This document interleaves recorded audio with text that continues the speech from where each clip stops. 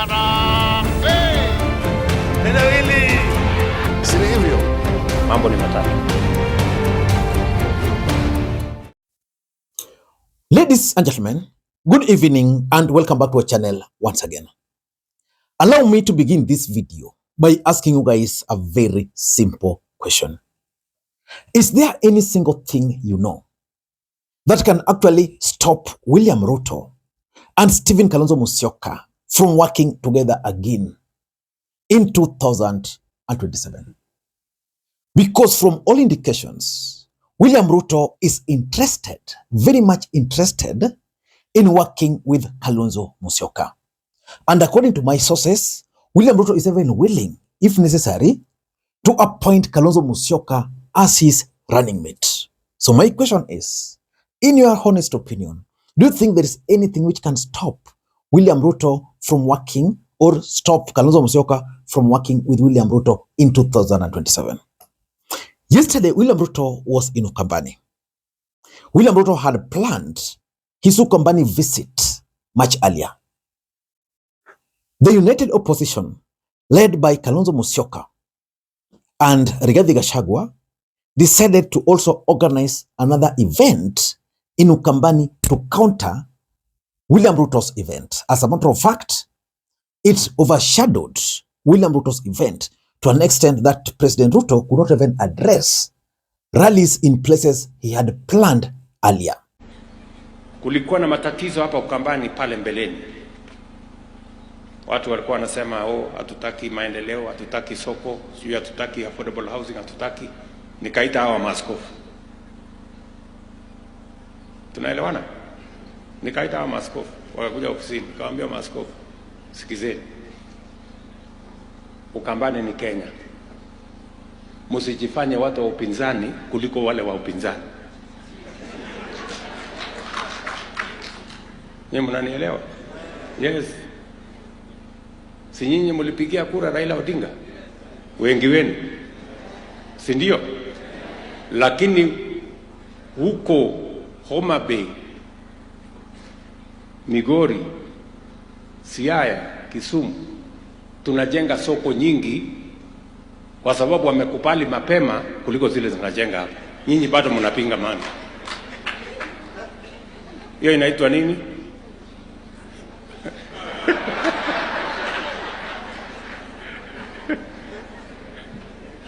Nyinyi mnanielewa? Mimi nataka nishukuru wao maaskofu. Walikuja wakaongea na viongozi wa sehemu hii. Sasa affordable housing inaendelea, markets inaendelea, mambo ile ingine inaendelea. Nyinyi mnanielewa jameni? And that is why nilisema hapo mbeleni, kwa mbinu zote tutafanya maendeleo kwa hii Ukambani.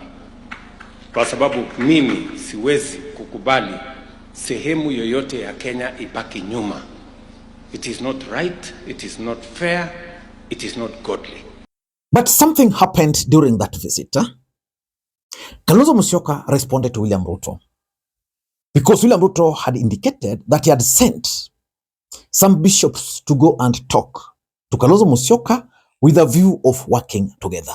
And Kalonzo Musyoka responded, and that's going to form the basis of this analysis. I want you guys to listen to Kalonzo Musyoka responding to the president. First of all, power na vyenyewe viko hapa kwa sababu tunangojiwa kule mbele. Mniruhusu tu nijibu yale Mheshimiwa Rais Ruto amesema leo tukiwa hapa. Yani tukiwa hapa ameongea maneno ambayo lazima niajibu. Niajibu nisiajibu.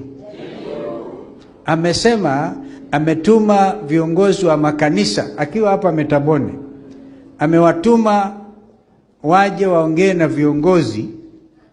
I imagine nikiwemo mimi, ingawaji sina elective anything, yeah. Ati tumekataa mipangilio yake ya maendeleo, ndio akatuma mabishop, maaskofu. Now first of all, let me give you a charge, Duncan, because now you see hiyo kofia kwamba wewe ni mtoto wangu. Don't fall into that trap ya William Ruto ya kuwatumia maaskofu wakubwa wa kutoka eneo hili, awapatie mahelikopta wazunguke nayo kila mahali, waende State House wakae na yeye kando kando pale, waambiwe nendeni mukaconvince Kalonzo Musyoka ajiunge na yeye. Wasiharibu wakati wao na wachunge heshima. Hawa maaskofu wachunge heshima kwanza ya waumini wao na tena heshima ya jamii. In this video, I want us to talk about the possibility of William Ruto working with Kalonzo Musyoka, because I know for sure that Kalonzo Musyoka has tried so hard to resist the temptation of working with Ruto. And the truth of the matter is that Kalonzo Musyoka has high chances of becoming the united opposition flag bearer, considering the fact that he has the backing of Rigathi Gachagua. So because of that possibility of being the presidential candidate in opposition, Kalonzo Musyoka is not willing to work with William Ruto. But William Ruto is pushing. Why do you think William Ruto is pushing hard to have Kalonzo on his side? Number one is the running mate offer. Kalonzo Musyoka once served as a deputy president or vice president of the Republic of Kenya at that time. And currently, Kalonzo Musyoka is one of the biggest threats William Ruto is facing in his bid for re-election. Why am I saying so? Kalonzo Musyoka has some advantage which very few politicians have. Kalonzo Musyoka is not noisy, but the Ukambani bloc are always on his side fully. They might not make noise, but they will always speak at the ballot. Which means, in William Ruto's thinking, he believes that if Kalonzo Musyoka were to be the presidential candidate, and with the rebellion from the mountain, then the mountain might definitely vote for Kalonzo. And now you add the silent voting bloc from Ukambani. They won't make noise, but they'll speak at the ballot. That will be lethal for Ruto. So Ruto is trying so hard to ensure that Kalonzo separates from Rigathi. And that's why I keep on telling you that there's a possibility that Rigathi Gachagua will be on the ballot in 2027.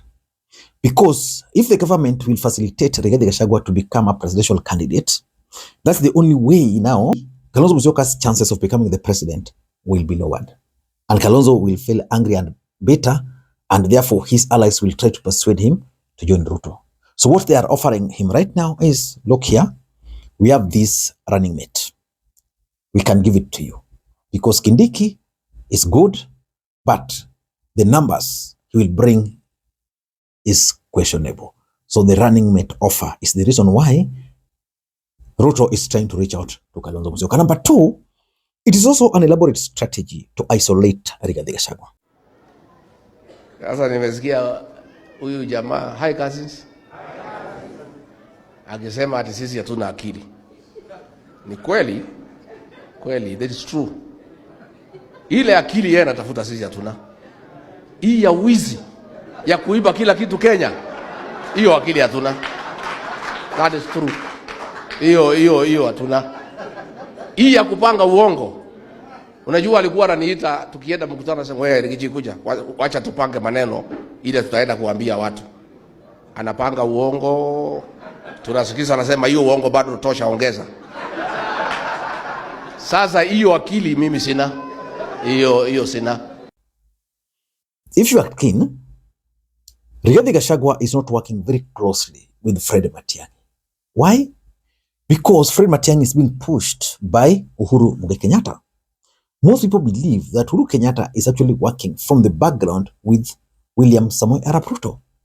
Of course, for those who understand politics deeply, you'll agree that Rigathi Gachagua really annoyed Uhuru, and therefore it's going to take a miracle for Uhuru Kenyatta to agree to work with Rigathi Gachagua. So on that front of Rigathi is being isolated. If Ruto can succeed in isolating Kalonzo from him again, then Rigathi Gachagua would stand alone. And that would be good news for the president. He wants Gachagua to be weak. And the only way to weaken Gachagua is to make him Gachagua. And therefore, Gachagua will just be there with his support from the mountain and lacking the national appeal. So that's another thing. Number three, there is also the fear of William Ruto losing in 2027. And that fear is actually real. The truth of the matter is that William Ruto is in a position where if he's not smart, he's going to lose. Let us look at the numbers. Assuming the Luos will vote for Ruto, the Kalenjin will vote for him. Then on the other side, assuming the Kikuyus vote for Kalonzo and the Kambas, or the Kikuyus vote for Kalonzo and Matiang'i, both of them are on the ballot, then Kisis and the rest. So William Ruto's chance of winning 50% plus one, very minimal. That's the fact.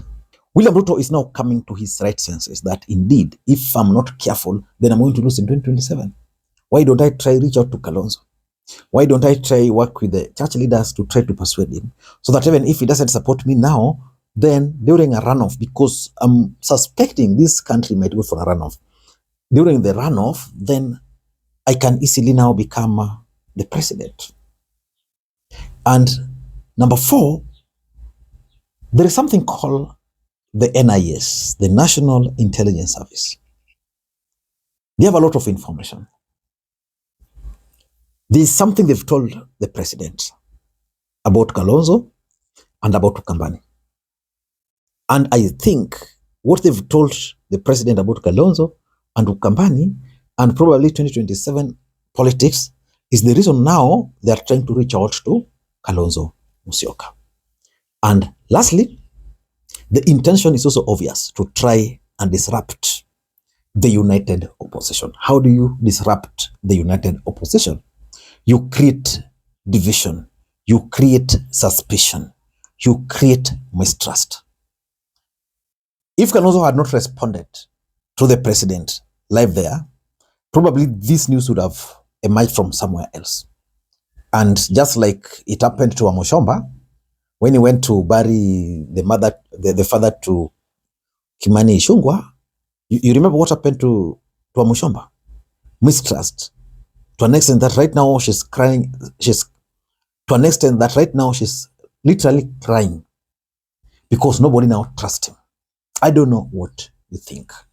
That's my take. Until next time, this is Makwiny. Bye-bye.